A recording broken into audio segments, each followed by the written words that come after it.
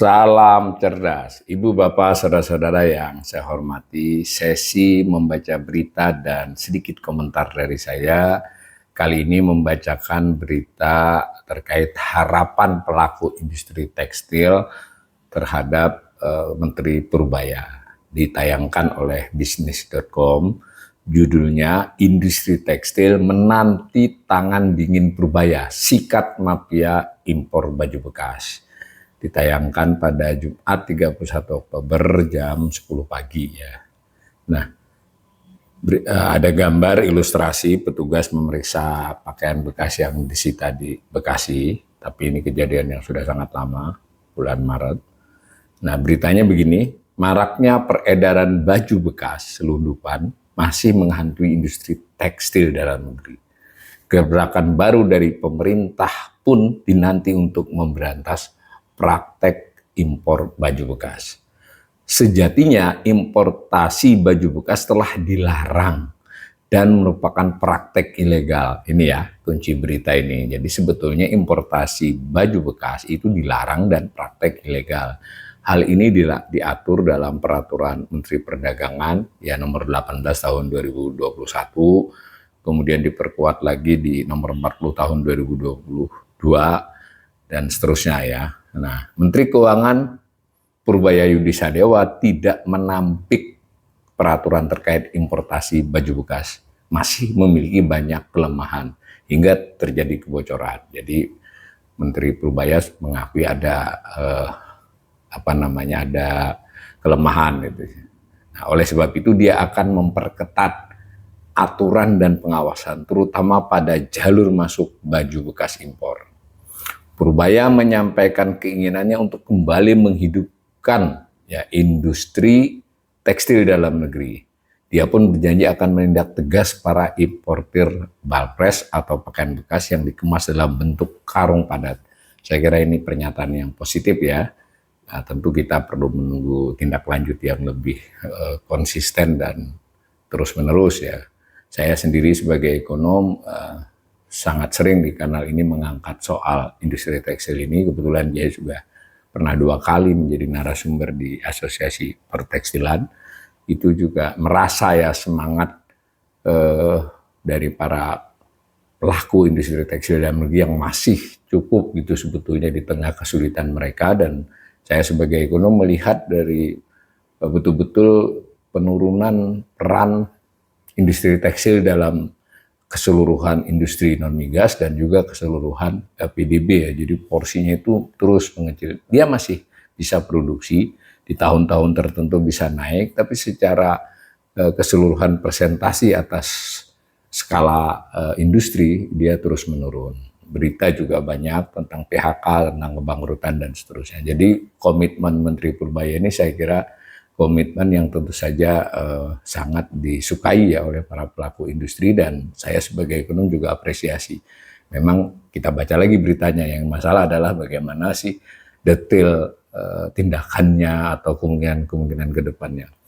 Nah, saya baca ya, komitmen tersebut memberikan harapan baru bagi para pelaku industri tekstil, ya benar kan? Pasalnya peredaran barang impor ilegal termasuk baju bekas ini dinilai menjadi salah satu penyebab industri tekstil tertekan. Nah, dikutip nih salah satu pelaku ya, banyaknya pabrik yang tutup dan PHK salah satu penyebabnya adalah importasi ilegal selain importasi dumping, ujar Ketua Umum Asosiasi Produsen Serat dan Benang Filamen Indonesia APSIFI ya, Retma Gita Wiraswasta kepada Bisnis tanggal 30 Oktober. Ini lebih luas nih, tidak hanya impor barang bekas nih, tapi importasi ilegal. Jadi yang bekas maupun tidak bekas, lalu juga importasi dumping. Nah, ini kan si Pak Retma Gita ini berkali-kali juga ngomong di media dan saya kira media juga cukup baik memberitakan bahwa dumping itu ya barangnya benar, tapi di sana mendapatkan dumping yang membuat dia masuk ke Indonesia jadi murah. Ini juga harus disikapi oleh kebijakan pemerintah kita gimana terhadap hal itu. Nah, lanjut nih, Retma menilai penindakan terhadap barang impor ilegal termasuk baju bekas selama ini belum efektif. Nah, ini penilaiannya Retma nih. Nah, menurutnya baju bekas impor masih mudah ditemukan di pasaran. Bahkan baju impor ilegal dalam bentuk balpres juga makin marak lihat nih, bukan hanya bekas ya, tapi impor ilegal. Nah, menurutnya penegakan hukum menjadi kunci utama pemberantasan impor ilegal, termasuk peran bea cukai yang sangat krusial dalam menjaga pintu masuk barang impor. Namun, langkah perbaikan tidak akan berjalan efektif selama masih ada oknum di dalam lembaga tersebut yang terlibat dalam praktek curang. Pemerintah ini perlu melakukan perbaikan sistem kepabeanan, jadi sistem kepabeanan juga harus diperbaiki, ya, agar lebih ketat dan transparan. Semua kontainer harus masuk AI scanner untuk mencocokkan dengan dokumennya. Hal ini akan meniadakan jalur merah, jalur hijau yang selama ini jadi permainan oknum bea cukai, kata Redma. Jadi straight ini Pak Redma udah ke bea cukai, tuduhannya untuk oknum tentu ya. Ini adalah di dalam koridor wewenang Pak Purbaya ya. Jadi ini udah betul ini. Nah, sementara itu ini narasumber lain dari berita ini, pelaku Asosiasi Pertekstilan Indonesia API meminta agar pemerintah memberantas jalur pemasok dan importir besar baju bekas yang masuk ke Indonesia. Pasalnya maraknya baju bekas lulupan telah merugikan negara hingga 1 triliun per tahun. Sekretaris Jenderal API ini, jadi Sekjen API yang dikutip ya, Andre Purnama, mengatakan pemerintah melalui Peraturan Menteri Perdagangan yang nomor 40 tahun 2022 melarang impor baju bekas, bukan perdagangan baju bekas thrifting yang beredar dalam negeri. Ini menarik ini ya. Jadi Pak Andrew ini menekankan yang dilarang itu impor, bukan perdagangan baju bekas. Ya mungkin maksudnya kalau perdagangan baju bekasnya adalah dari produk dalam negeri kan ya nggak ada masalah kan, boleh tuh. Jadi yang harus diberantas adalah jalur pemasok dan importor besar, bukan pedagang pasar yang hanya menjual barang yang sudah beredar di dalam negeri, kata Andre kepada bisnis. Ini menarik ya pendapat Andre ini, beliau adalah Sekjen API. Ini perlu diperhatikan oleh Pak Purbaya dan jajarannya ini. Ya di hulunya dong gitu loh, bukan di ujungnya. Terlepas memang pasar ini perlu dikendalikan, pasar ujung maksudnya pasar pengecer, karena kalau ada itu berarti yang hulu juga senang ngirim kan. Tetapi ini benar peraturannya sebenarnya lebih kepada importir ya, kepada pemasok. Kendati demikian, Andre menyampaikan API mengapresiasi, nah benar kan, langkah yang hukum dilakukan ini, penyitaan, penindakan impor bahan bekas itu dia apresiasi. Tapi menurutnya penindakan sudah berjalan, hanya saja Andre menyebut pemerintah perlu memastikan sisi hulu, yakni jalur masuknya barang perlu diperketat untuk jangka panjang. Sebab sambung dia, selama jalur masuknya terbuka, maka arus barang ilegal akan terus mencari cara untuk masuk.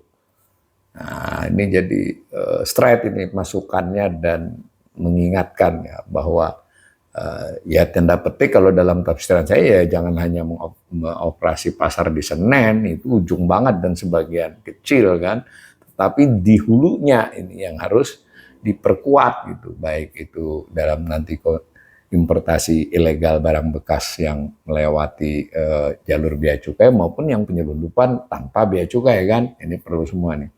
Nah, berdasarkan perhitungan API ini disampaikan oleh Pak Andre, estimasi konservatif potensi kerugian negara akibat masuknya impor bekas ilegal berada di kisaran 600 miliar sampai 1 triliun per tahun. Namun Andre menyampaikan bahwa estimasi itu merupakan industri berbasis metodologi trade remedy, bukan klaim asumtif. Nah, ini penting juga nih, kita mau tahu nanti dari Pak Andre ini seperti apa.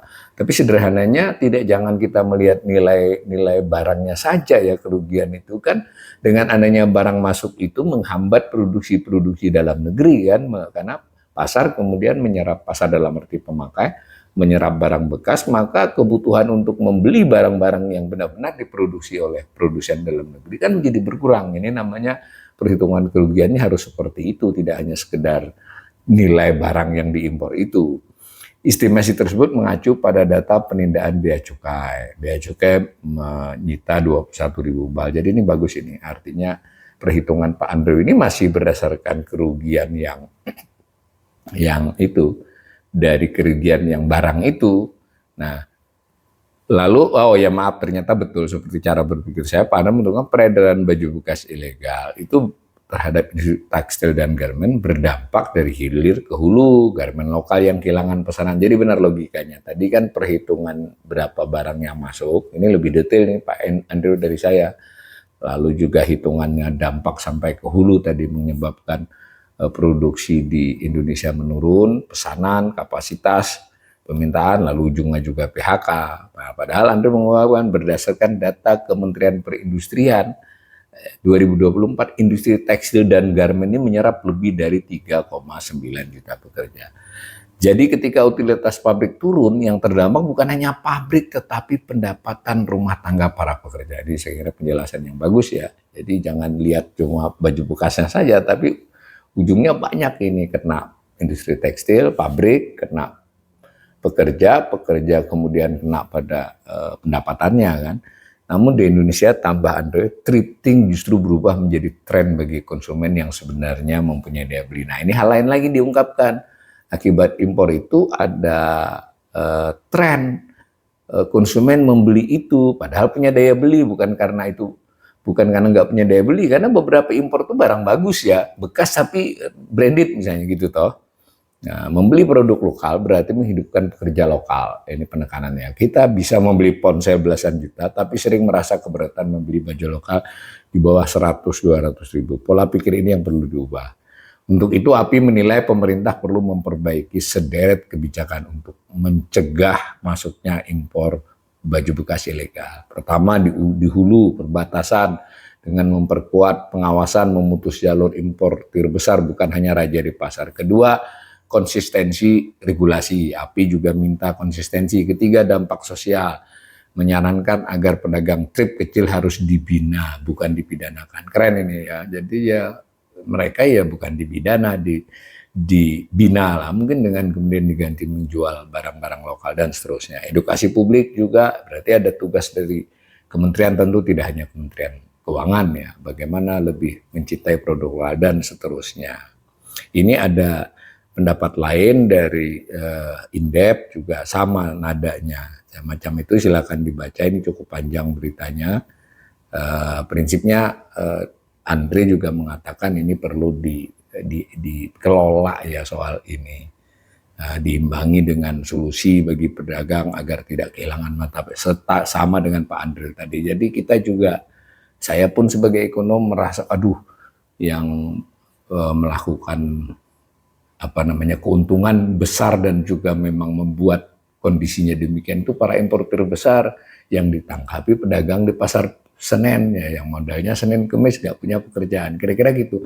Bukan berarti membenarkan tindakan mereka yang menjual barang ilegal ya. Mudah-mudahan ini diperhatikan oleh pemerintah dan khususnya Menteri Purbaya, diharapkan ini difokusi ya, jangan hanya sekali dua kali gebrak, tapi bagaimana industri tekstil kita ini pelan-pelan bisa berkembang dan kembali rebound menjadi salah satu pelaku, salah satu industri, sub-industri yang berkembang di Indonesia. Itu harapannya kepada pemerintah, khususnya kepada Menteri Purbaya.